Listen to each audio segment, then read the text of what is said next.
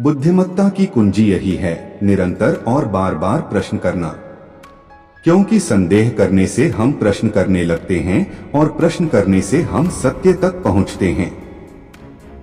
शब्दों के प्रयोग में सटीक रहें और दूसरों से भी सटीकता की अपेक्षा करें। संदेह करने से हम जिज्ञासा करने लगते हैं और जिज्ञासा से हम सत्य को जान पाते हैं। किसी भी बात पर तब तक विश्वास नहीं किया जा सकता जब तक कि उसे पहले समझा न जाए, और किसी के लिए दूसरों को वह उपदेश देना जो न तो उसने समझा है और न ही उन्होंने समझा है, बेतुका है। तर्क ने मुझे दुनिया में घृणा का पात्र बना दिया है। भाषा बुद्धि से उत्पन्न होती है और बुद्धि को उत्पन्न करती है।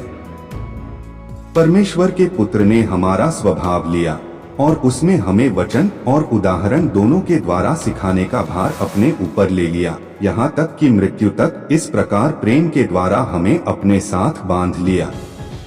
मैंने दर्शन शास्त्र की अन्य सभी शिक्षाओं की अपेक्षा द्वंद्वात्मकता के हथियारों को प्राथमिकता दी और इनसे लैस होकर मैंने युद्ध की ट्राफियों की अपेक्षा विवाद के संघर्षों को चुना।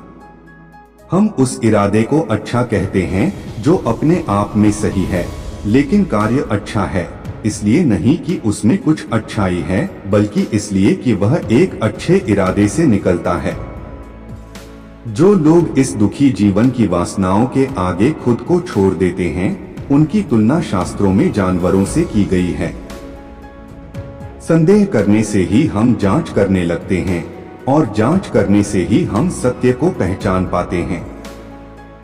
ईश्वर कर्म पर नहीं, बल्कि कर्म की भावना पर विचार करता है।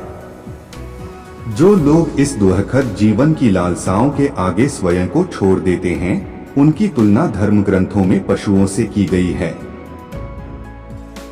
Thanks for watching.